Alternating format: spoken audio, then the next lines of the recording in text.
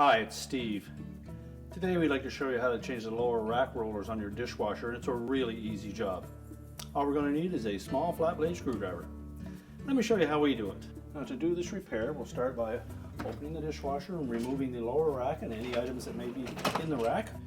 Now, the wheel assemblies are attached to the lower rack with a couple little plastic tabs, and they fit right over the horizontal wires, both one on the bottom and one on the side. So we need to depress that little locking tab while pushing down on the old wheel assembly.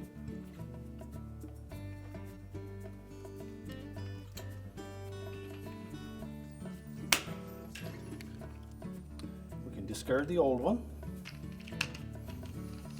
Now, when installing the new one, we want to make sure that we line it up with one vertical wire.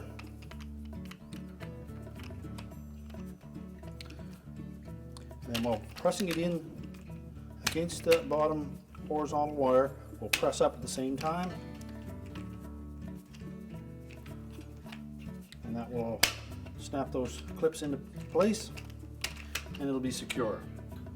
Now we can put the rack back in the dishwasher.